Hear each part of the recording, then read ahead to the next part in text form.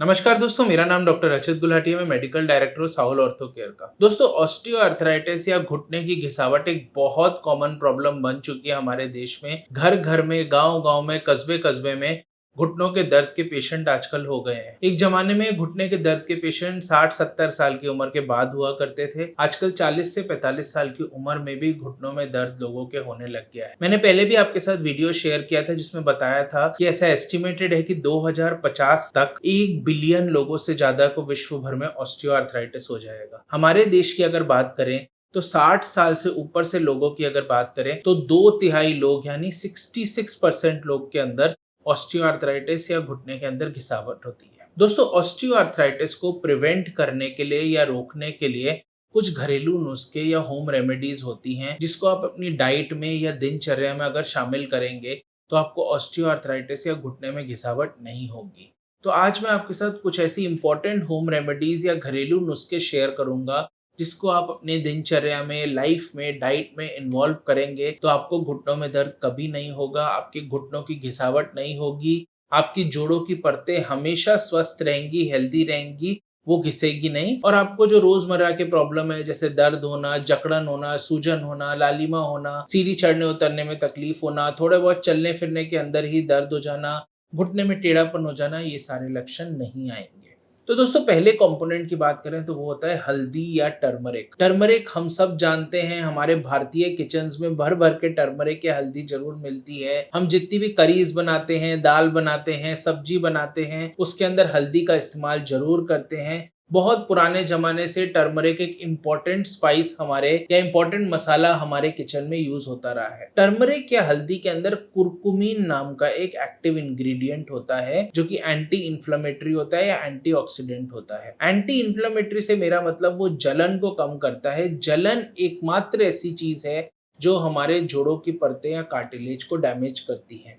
और वो एंटीऑक्सीडेंट भी होता है, यानी जो फ्री रेडिकल्स जो हमारी बॉडी के बायोकेमिकल प्रोसेसेस के बाद रिएक्टिव ऑक्सीजन स्पीशीज जो बनती है, जो कि जोड़ों को, मांसपेशियों को, परतों को डैमेज करती है, उसको भी बॉडी से निकालता है, फ्लश आउट करता है या उसको निष्क्रिय करता है।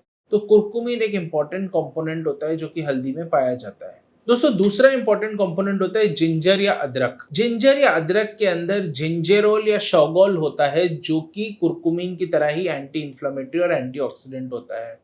हम सब जानते हैं अदरक की इंपॉर्टेंस, अदरक के फायदे। हम सब ने कोविड में भी देखा कि अदरक को खाने के लिए प्रमोट किया जाता था।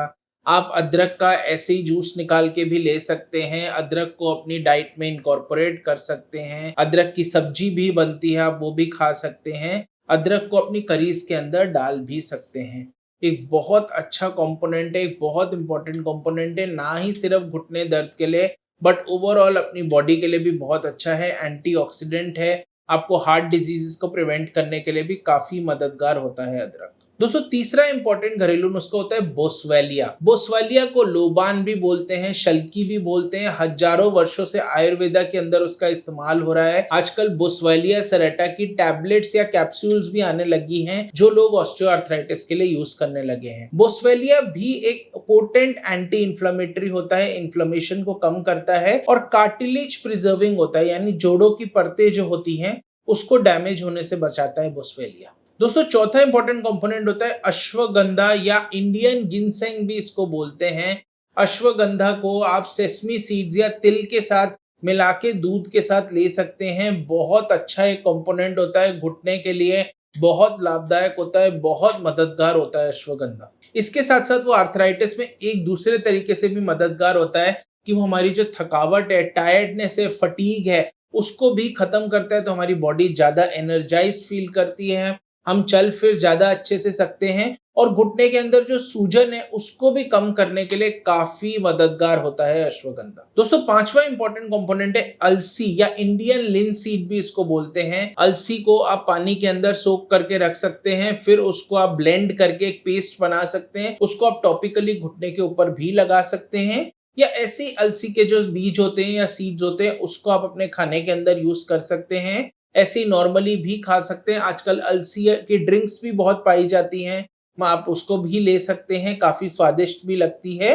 और अलसी का जो एंटीऑक्सीडेंट प्रॉपर्टी है घुटने के जोड़ों की परतों को भी बचा के रखता है। दोस्तों छठा इंपॉर्टेंट होता है गुदुची, उसको इंडियन टाइनोस्पोरा भी बोलते हैं। गुदुची डायरिया के लिए, फीवर के लिए, वायरल इलनेसेस के लिए प्रिवेंटिव होता है। वो हमारे इम्यून सिस्टम को और ज्यादा स्ट्रॉन्ग करता है। उसके साथ साथ वो आर्थराइटिस के लिए भी प्रिवेंटिव होता है। उसकी एंटीऑक्सीडेंट प्रॉपर्टीज बहुत लाभदायक होती हैं घुटने के अंदर जकड़न को कम करने के लिए, घुटने के अंदर सूजन को कम करने के लिए। दोस्तों सातवां इंपॉर्टेंट कंपोनेंट होता है माशा, या इसको इंडियन ब्लैक ग्राम भी बोलते हैं। ये ऑस्टियो आर्थराइटिस और रूमेटॉइड आर्थराइटिस दोनों टाइप के आर्थराइटिस, यानी जो इन्फ्लेमेटरी आर्थराइटिस भी है या उम्र के साथ साथ जो घिसावट या डीजेनरेटिव आर्थराइटिस भी है, उसके लक्षणों को कम करने के लिए मददगार होता है अपनी इंपॉर्टेंट एंटी इंफ्लेमेटरी प्रॉपर्टीज की वजह से। दोस्तों आठवां इंपॉर्टेंट टिप है अपने डाइटरी के अंदर चेंजेस लाना। जैसे मैंने पिछली 7 चीजें बताई, उसके साथ साथ आपको डाइट के अंदर बहुत सारा पानी लेना है। दिन में 3 से 4 लीटर पानी आपको जरूर लेना है। कैल्शियम और प्रोटीन रिच आपकी डाइट होनी चाहिए, तो डेयरी प्रोडक्ट जैसे दूध, दही, पनीर, छाछ, इसके साथ साथ सोयाबीन, अंकुरित दालें, आप चिकन ले सकते हैं, फिश ले सकते हैं, स्प्राउट्स ले सकते हैं, इसके साथ साथ टोफू ले सकते हैं जो कि प्रोटीन के बहुत अच्छे प्रोडक्ट होते हैं। हरी पत्तेदार सब्जियां आयरन से भरपूर होती हैं, उसके साथ साथ उसके अंदर कैल्शियम भी होता है। पालक, धनिया, मेथी, बथुआ, साग, ये सब आप अपनी डाइट में भर के ले सकते हैं। आपको फैट्स और कार्बोहाइड्रेट्स को जितना हो सके अपने डाइट से कट करना है। तेल, घी, बटर, मैदा, ये सब डाइट में बिल्कुल नहीं लेना है। ये आपके जोड़ों की परतों के लिए काफी ज्यादा हानिकारक हो सकते हैं। दोस्तों